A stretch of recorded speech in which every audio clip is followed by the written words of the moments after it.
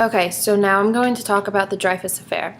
Some topics that I'm going to talk about include false accusation, j'accuse, a new trial, and division in France. Okay, so we're going to start off with false accusation, but first a little background on what actually happened.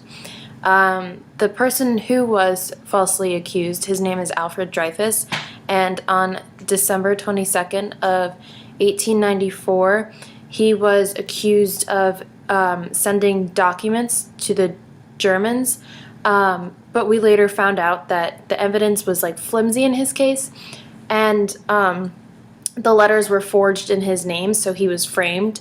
And many people did lean towards him because he was Jewish, and at that time it wasn't. It was just easier to blame the Jewish because they weren't as included in the society as the rest of the population.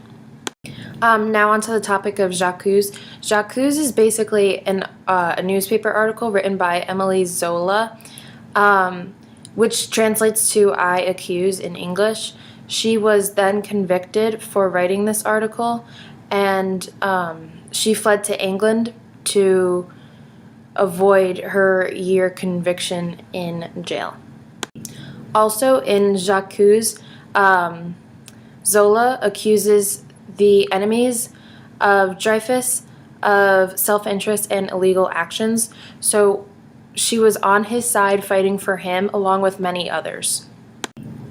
Zola was also among many liberals, radicals, and socialists who demanded for a new trial for Dreyfus because they saw that the evidence was flimsy and they felt like the government was denying Dreyfus his rights.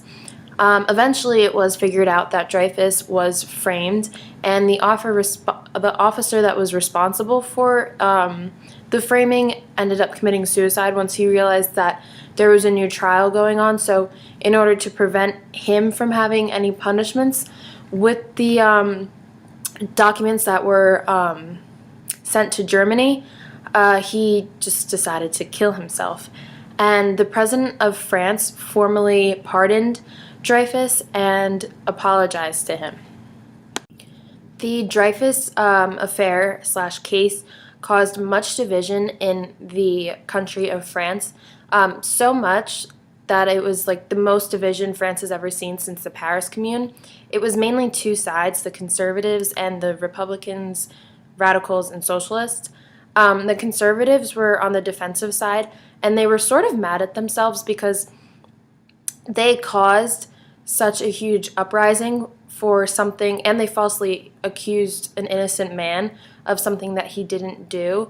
So it kind of made themselves look bad, and for that they were ashamed. And they were also practicing violent anti-Semitism at that time. So they weren't really too happy with how they handled the whole situation. So they then started to uprise against that.